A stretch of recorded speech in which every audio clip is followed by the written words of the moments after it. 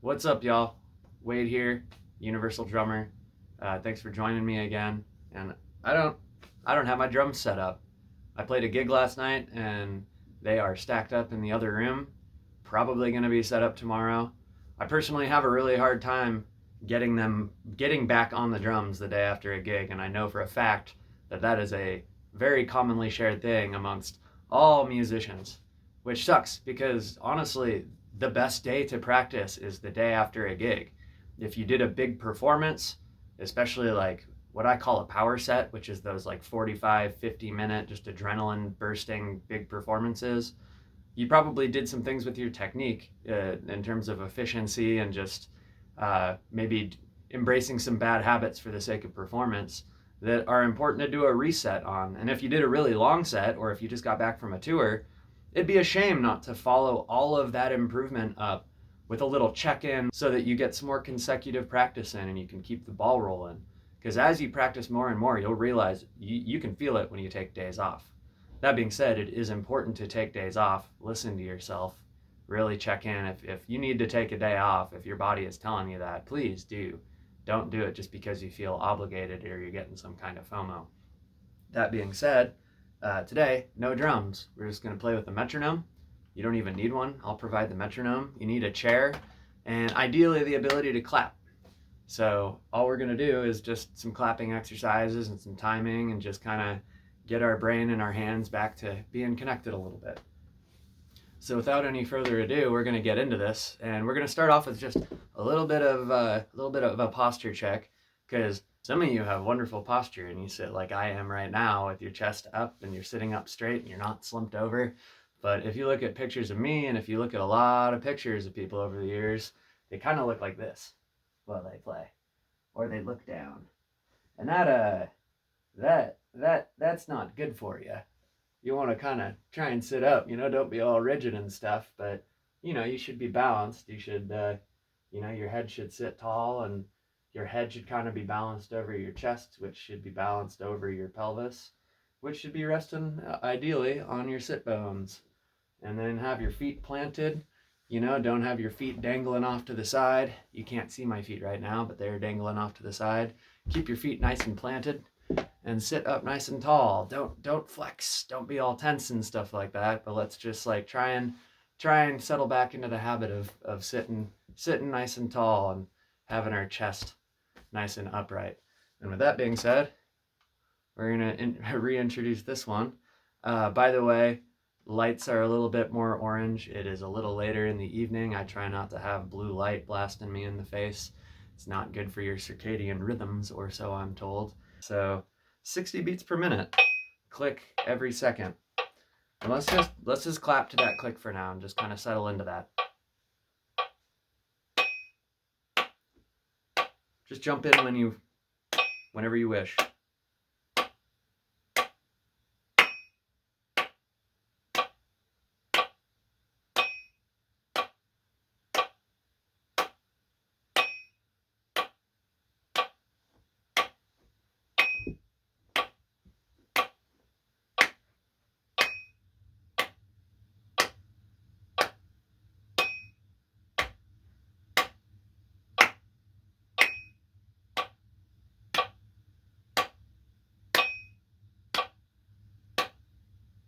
Oh, hey, and freeze, actually.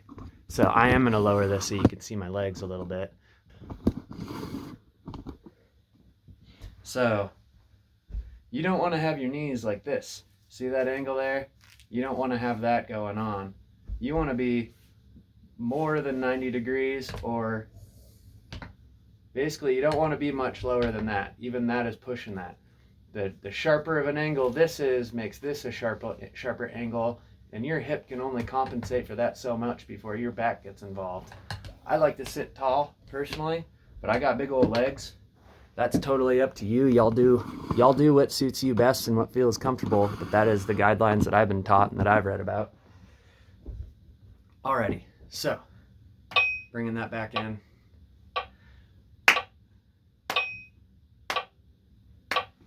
I started in the middle of a measure, but try and count 1, 2, 3, 4s. 1, 2, 3, 4. so on and so forth.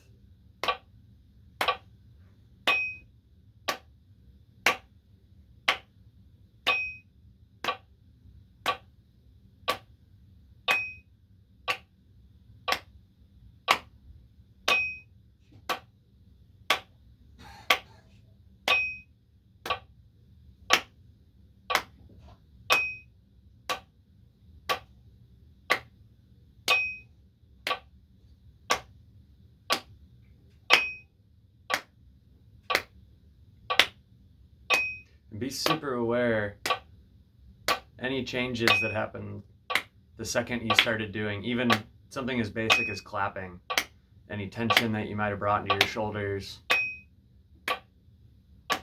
in your back, compensations with your posture. Did you immediately lean forward? Did you immediately lean back?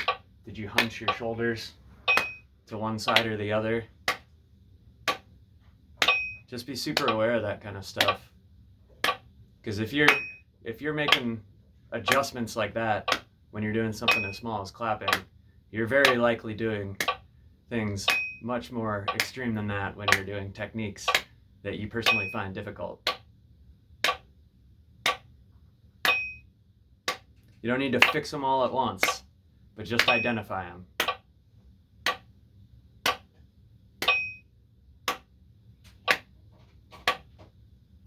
So we're doing quarter notes right now, meaning for every higher pitched ping on the metronome, we're breaking that up into 4 parts.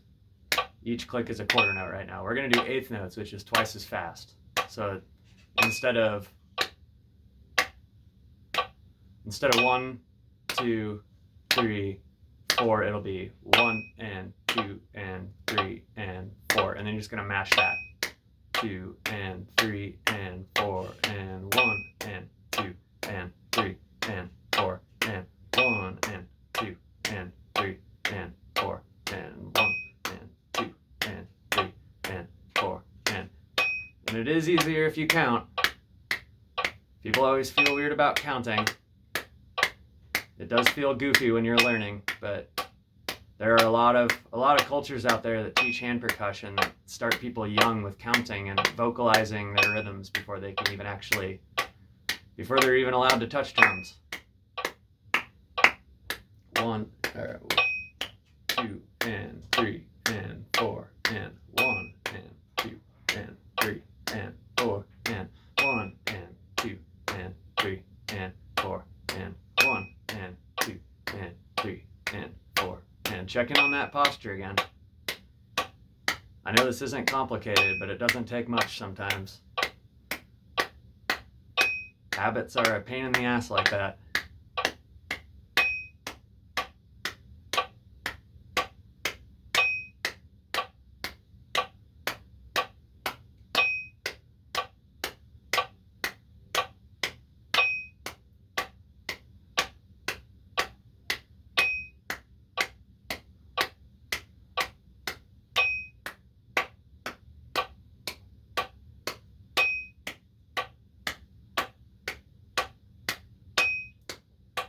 So what we're going to do is repeating measure long decrescendos.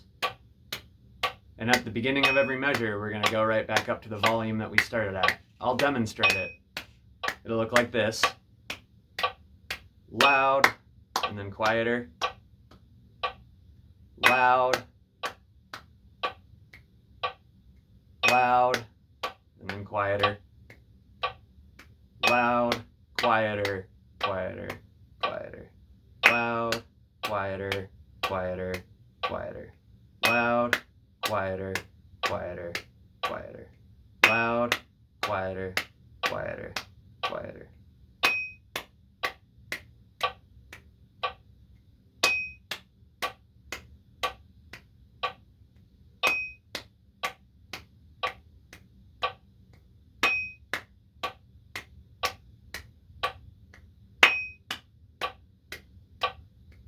And something that can make this exercise either make way more sense or be way harder, depending on who you are,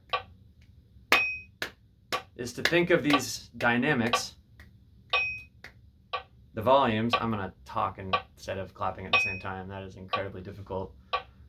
Think of those dynamics as expressions of height or distance. So when I think loud, my hands are further apart, and when I think quiet, my hands are closer together. And so I'm not just using my ears and trying to judge the volume distance of 8 different notes. I'm just decreasing the height of those, the length of those, or the distance of those by about an inch, or trying to equally spread out the distance. So it'll be like, loud and then a little bit less, a little bit less, a little bit less, a little bit less, a little bit less, and a little bit softer now. So take that into consideration. It's going to be ready, go.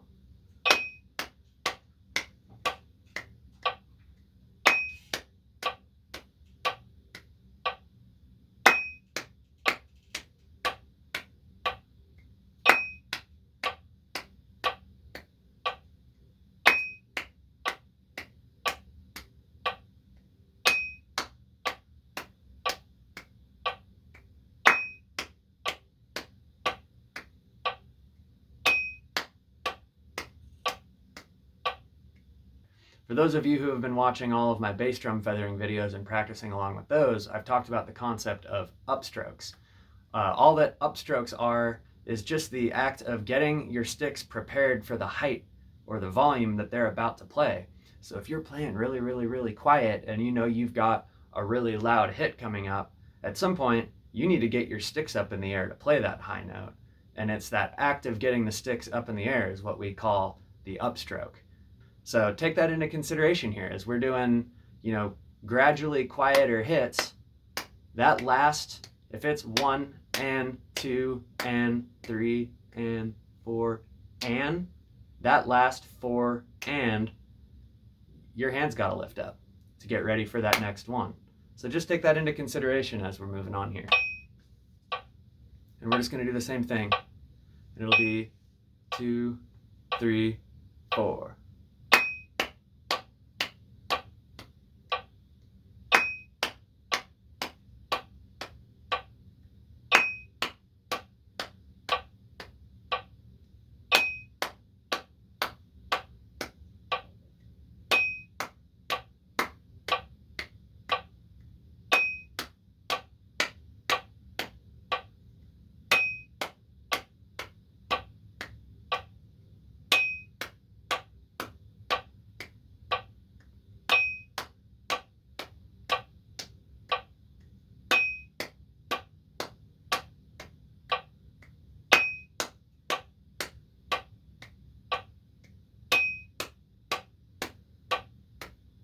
Let's just go back to eighth notes. 2 and 3 and 4 and.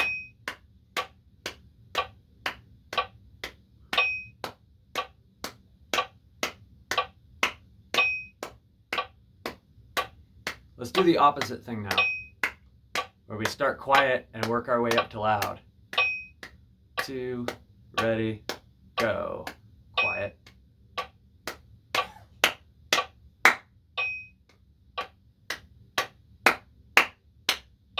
So that last hit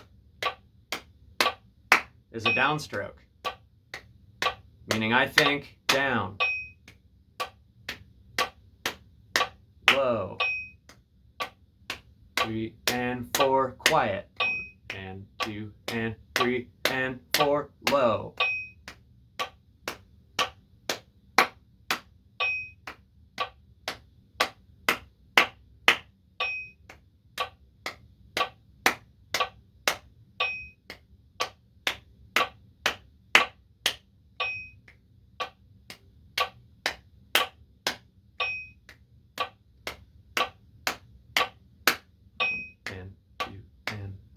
And 4, low, 1 and 2 and 3, and we're done. We're going to play around a little bit more with that concept of upstrokes and downstrokes. And so how we're going to do this, I've got a new tempo here. We're playing at 100 beats per minute.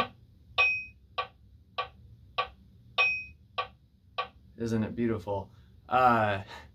And every click is going to be at a different volume. So we are going to do loud, quiet, loud, quiet, loud, quiet, loud, quiet, alternating back and forth. And so what that's going to look like is you're going to have your loud, but if you opened up your hands the way I just did, you got to get quiet. So it's got to be loud, quiet, and on that quiet you got to lift out. So it'll almost be like together, apart, together, apart.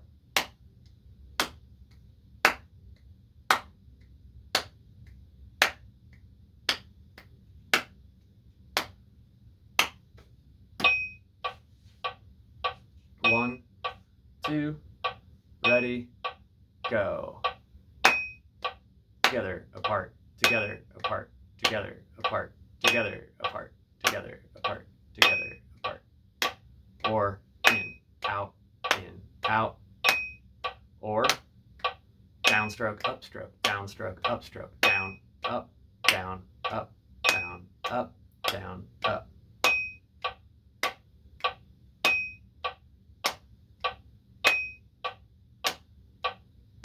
Be aware on those downstrokes too. It's easy to have a lot of tension, especially if you transfer this skill over to the drum kit with your hands, because you're going to be dealing with rebound. And the thing about rebound is when you come in blazing hot with a loud hit, that stick's going to want to rebound to the ceiling. And you're trying to stop it, but you're also trying to not have a bunch of tension while you're doing it. You're not trying to have to wrench down on the stick to catch it. Just catch it with your fingers.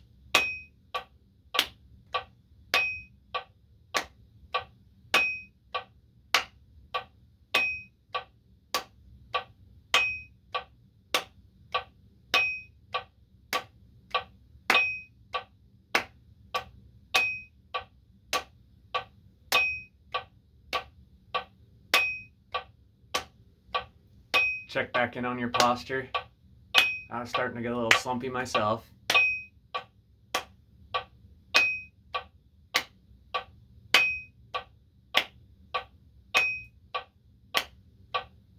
All of our lumbar spines are going to go out at some point, but we don't need to rush these things.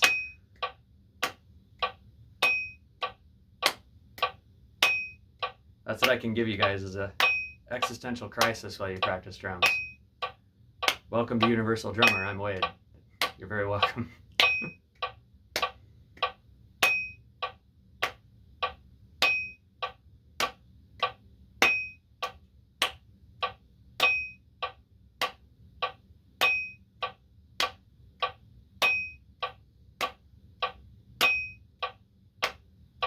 One, two, three, and we're done. Interesting fact, too. Bust out a snare stand here. Oh, I said I wasn't going to set up drums today. Look at me go.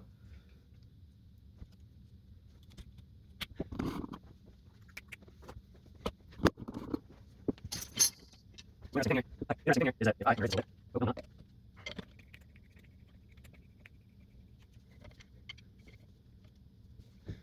All right, we're set up. So interesting thing here on the topic of, and don't worry if you don't have drumsticks, I'm just showing you something.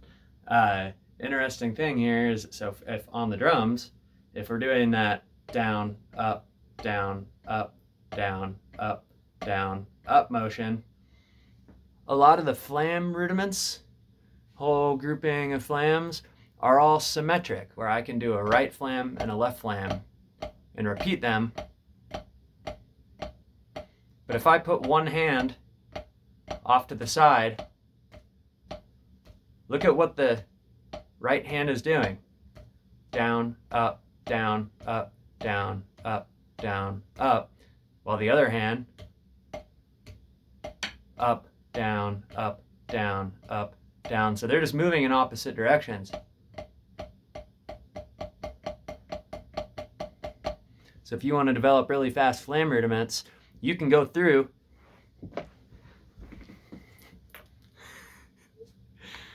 So if you want to develop really fast flam rudiments, that's what you can do. You can go through and determine what your upstrokes are and what your downstrokes are, and that will give you, again, really, really good economy of motion. So down, up, down, up, down, up. You can just practice that, and then all you have to do is just spread them out. Anyways. Okay. All right. Actually, I don't even know what we're doing yet.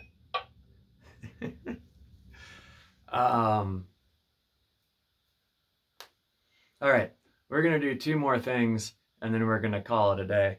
I'm just practicing what I feel like doing right now. You know, I'm just pleased that I actually got myself to practice at all. We are going to work on some timing exercises that I introduced during the bass drum feathering videos, and then we are going to wrap that out with a brand new concept from one of my favorite drummers named Jojo. So let's start clapping to this click. Let's get really zoned in on it. I'm gonna lower.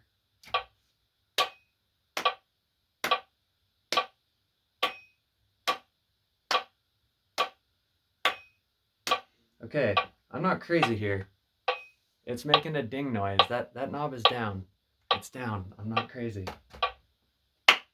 Of course it stops the second that I lift it.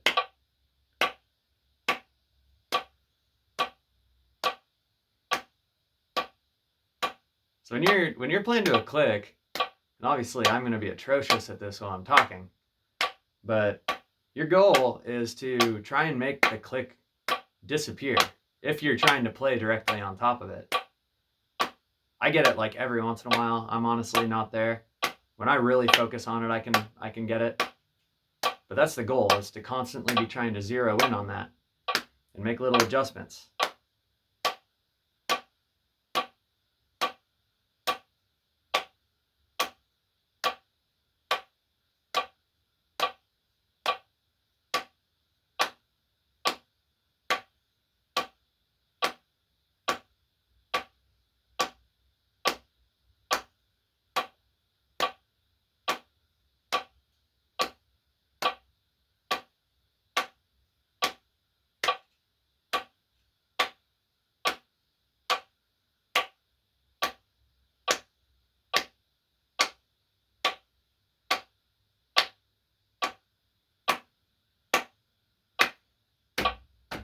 So one of the ways that we can zero in on that is the act of getting more comfortable with being either ahead or behind that. Just as the same as if you're trying to pull focus on a camera, you pull focus by adjusting forward and back, zooming out, zooming in until you pull a clear image.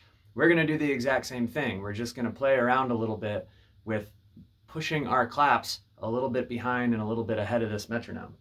So what that's gonna look like is we're just gonna do a handful of claps until I say stop, where we're just trying to clap a little bit before this metronome. So what that's gonna look like is, here's normal.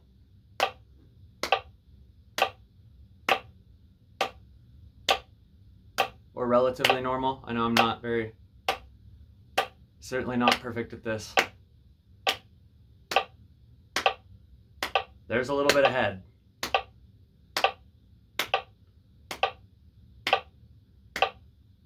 And it could be like,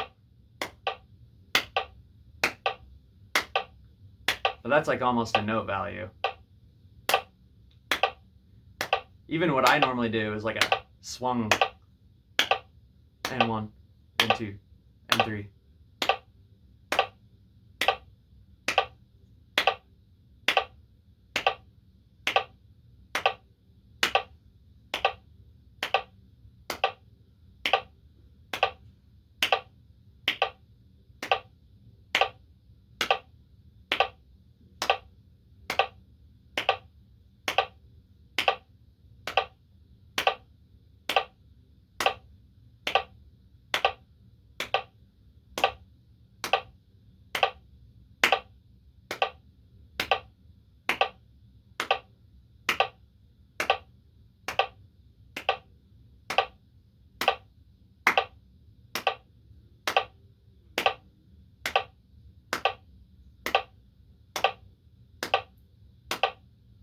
Let's go back to normal.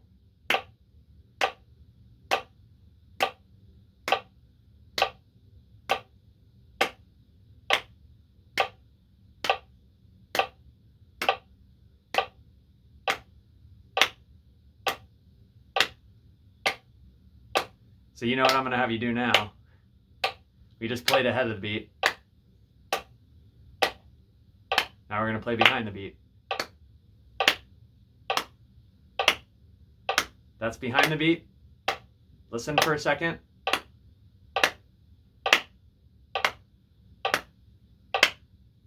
You can see me all hunching over while I'm doing this. You can tell it's hard for me.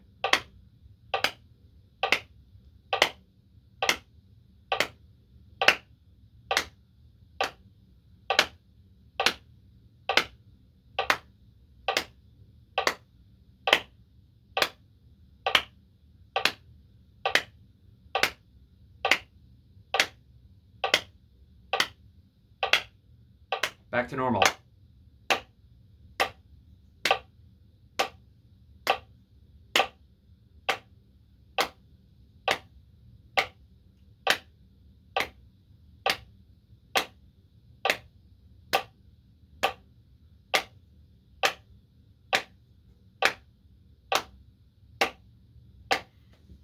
So I personally tend to find that when I relax, not fully, not play behind the beat, but when I relax myself a little bit, that click starts disappearing. So I'm recognizing that I personally have just an inherent tendency to rush the metronome a little bit. Get a little bit more centered here. For those of you who have been along for my guided bass drum videos, this is going to be familiar. For those of you who aren't, just bear with us and do your best to follow along. What the exercise is I'm going to shut off that metronome because it's driving me crazy, is one measure, so 4 clicks. In fact, let's even make it easier. 2 measures. What it is 2 measures, so 8 clicks on the metronome. On, meaning on the beat, trying to make that click disappear. Then 2 measures, meaning 8 clicks ahead of the beat, so you're rushing it. Your clap will be before the metronome. And then 2 measures on again, and then 2 measures behind. So it'll be 2 on, 2 ahead, 2 on, 2 behind. And then we're just going to run that.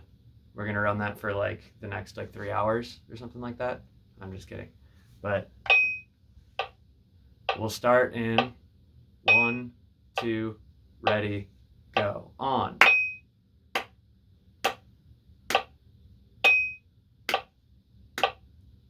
Ahead.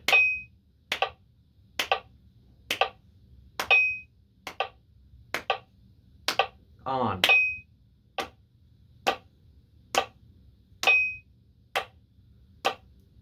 Behind.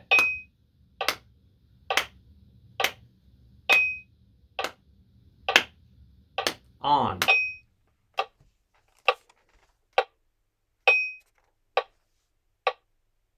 Ahead.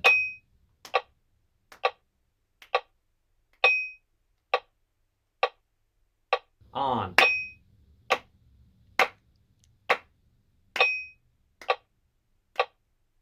Behind. Ooh.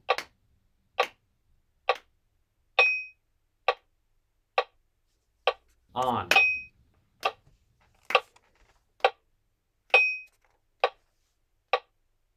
Ahead.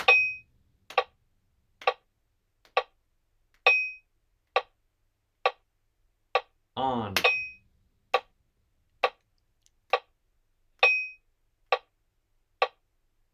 Behind.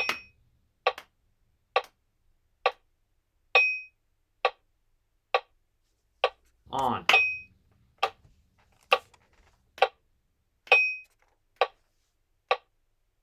Ahead.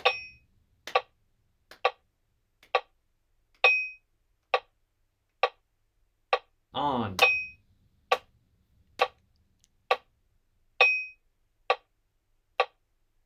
Behind.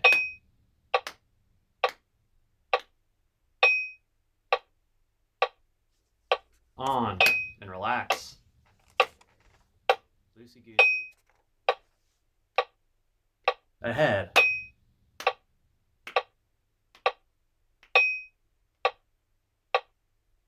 On.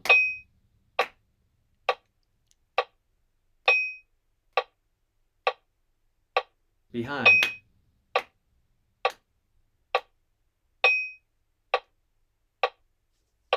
On. That was a bad one.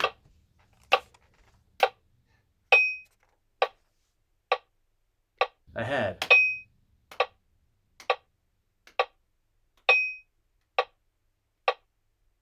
On.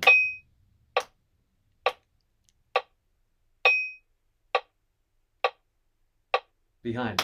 Oh.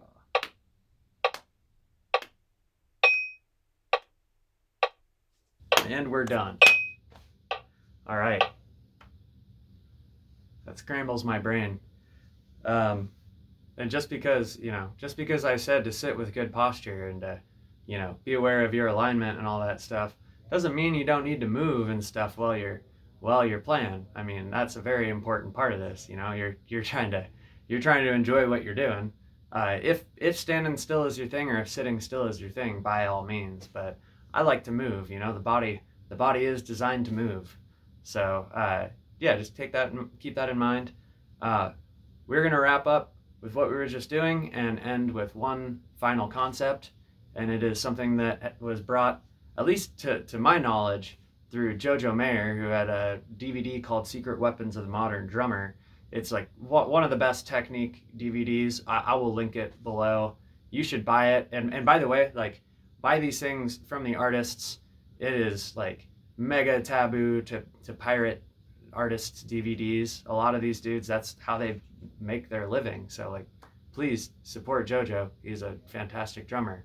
And all that this exercise is, at least the way that Jojo Mayer teaches it, is hands like this, and then just choose a steady rate, but just watch my hands and trying to match your hands to it, and just try and have a steady stream of them. So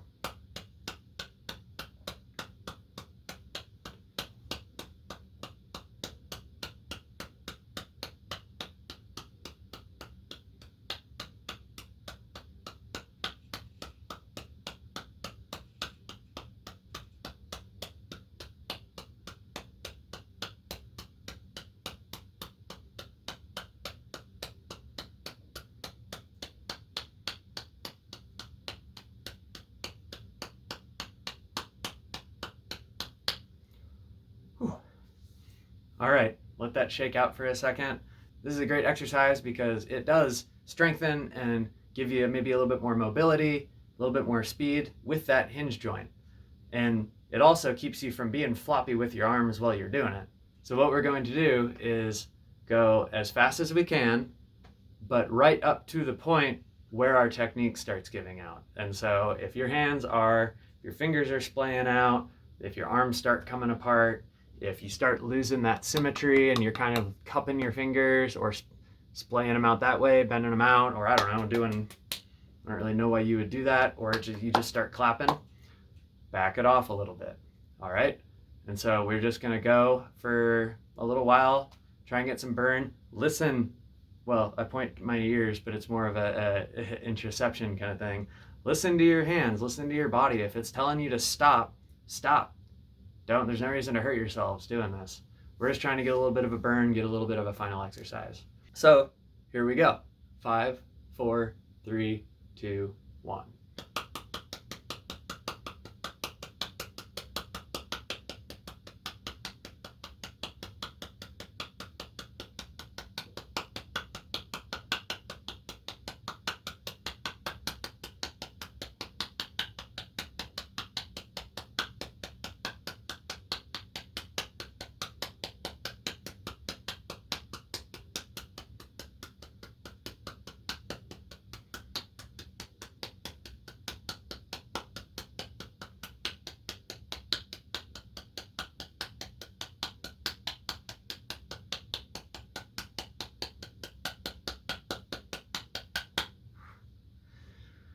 That's all I got. I believe Jojo Mayer has people go to 100 with that. See if you can get to 100. I'm not totally sure where I just got with that. I know it was a handful of them. But that's all I got. Now just relax your hands. Another thing too is like, while your hands are all warmed up and stuff, Don't do all your big drummer stretches and wrenching on your hands and stuff like that. We just got your forearms and your hands nice and warmed up. You can injure yourself when you're stretching while you're super warmed up. Wait a little while, stretch a little later. Anyways, you all have a good rest of your evening. I'm Wade, and this has been the Universal Drummer.